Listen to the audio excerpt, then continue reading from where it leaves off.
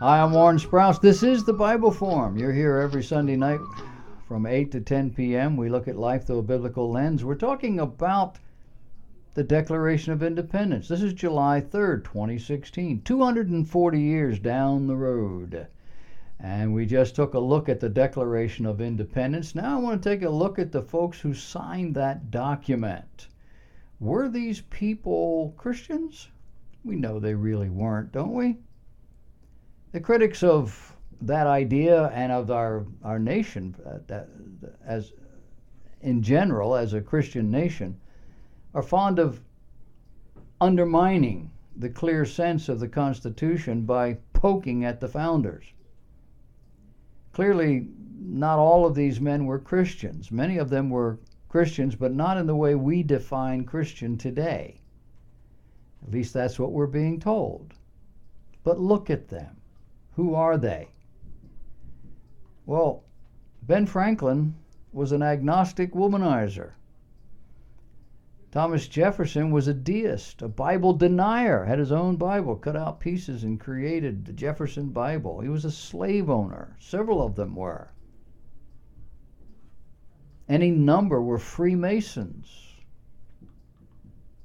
Some were opportunists.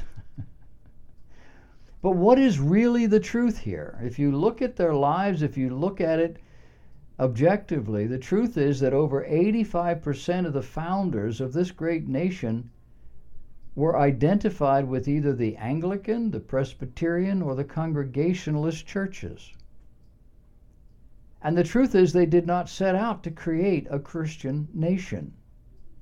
They clearly wrote against such an effort. However, they drew heavily upon history, the writings of philosophers and historians, as well as the sacred scriptures as they apply to governance and to humanity. In addition, they understood the need and the power of prayer to Almighty God. As the Constitutional Convention met, there was an early deadlock over how large and small states could be represented equally. Some delegates actually left. But on June 28, 1787, an 81-year-old Benjamin Franklin stood to speak. And after he spoke, the U.S. Constitution became a reality. What did this atheist say? According to the record, and I quote, Franklin said, "Groping as it were in the dark to find political truth, and scarce able to distinguish it when presented to us, how has it happened, sir, that we have not hitherto once thought of humbly applying to the Father of lights? In the beginning of the contest with Great Britain, when we were sensible of danger, we had daily prayer in this room for divine protection. Our prayers, sir, were heard, and they were graciously answered. All of us who were engaged in the struggle must have observed frequent instances of a superintending providence in our favor. And have we now forgotten that powerful friend? Or do we imagine we no longer need his assistance?" Franklin concluded by saying, "We have been assured, sir, that in sacred writings that except the Lord build the house, they labor in vain that build it. I also believe that without his concurring aid, we shall succeed no better than the builders of Babylon." Does that sound like a completely secularized endeavor? Not a Christian nation, but a nation of people, the leaders of which understood that unless the Lord built the house. But what about the states? This is where it starts to get a little gray.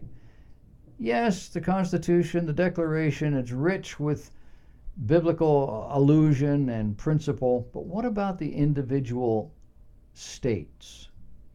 Every state signing on to the Declaration pledge their agreement to the principles of that doctrine or document, to the principles in God's holy word, and to the principles of honorable governance.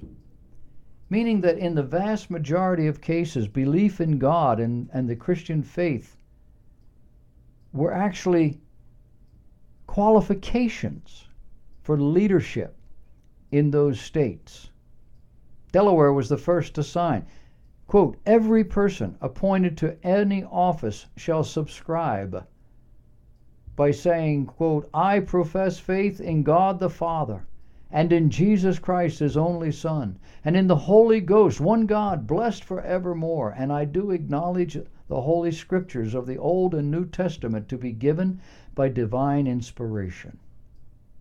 Pennsylvania signed twice, and in their documents it says, quote, each member before he takes his seat shall subscribe, saying, I do believe in one God, the Creator and Governor of the universe, the rewarder of the good and the punisher of the wicked, and I do acknowledge the Scriptures of the Old and New Testament to be given by divine inspiration.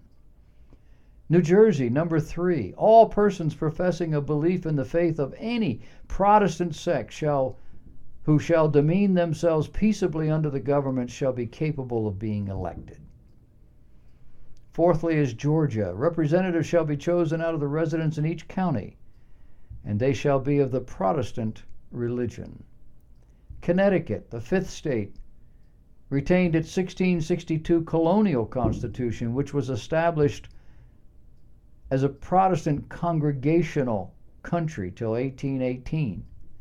And in their doctrine it says, by the providence of God, having from their ancestors derived a free and excellent constitution, whereby the legislature depends on the free and annual election, the free fruitage of such liberties and privileges as humanity, civility, and Christianity call for.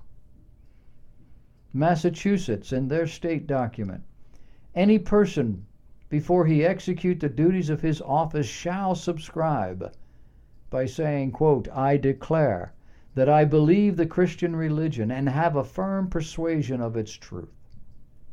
The legislature shall authorize the support and maintenance of public Protestant teachers of piety, religion, and morality. Maryland was number 7. No other test, Maryland said, ought to be required on admission to any office than such oath of support and fidelity to this state and a declaration of a belief in the Christian religion. South Carolina, quote, no person shall be eligible to a seat unless he be of the Protestant religion. The Christian Protestant religion shall be deemed the established religion of this state. Number 9 was New Hampshire. No person shall be capable of being elected who is not of the Protestant religion.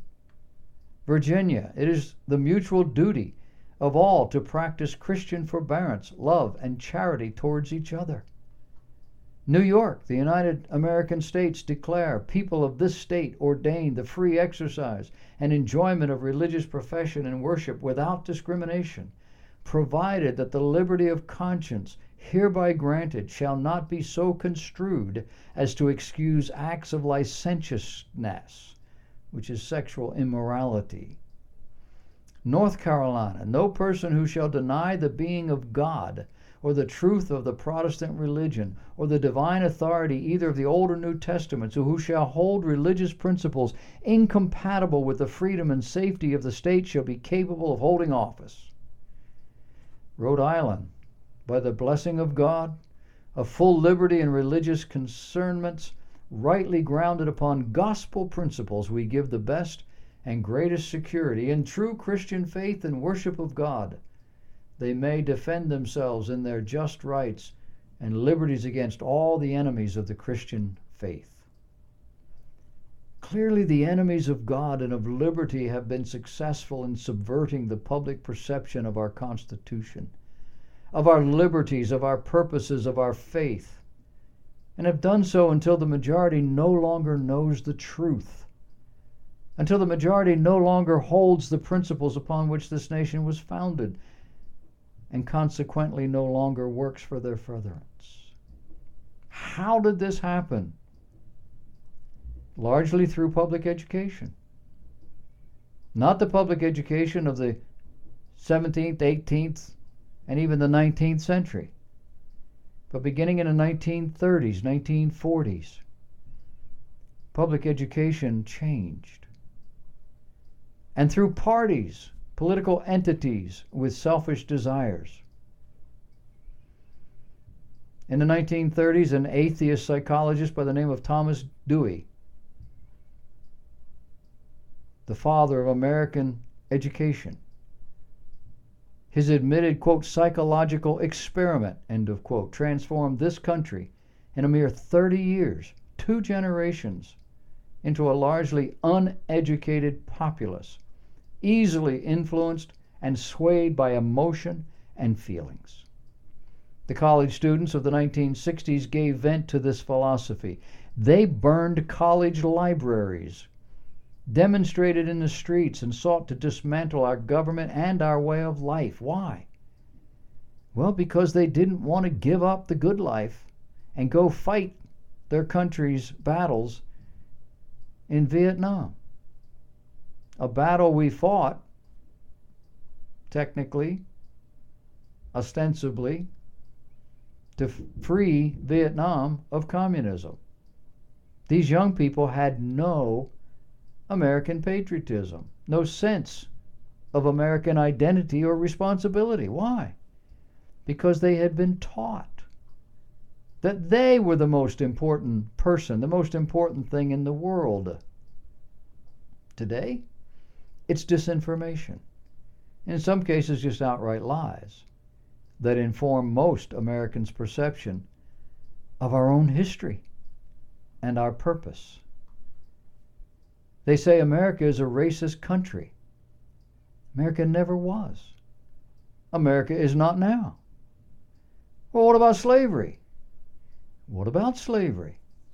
Slavery is not an American thing. European slavery, Oriental slavery, African, West Indies slavery was and is worse. And most of the world's slaves were made so by Islam. And we dare not criticize Islam. It's beneficent. We are evil.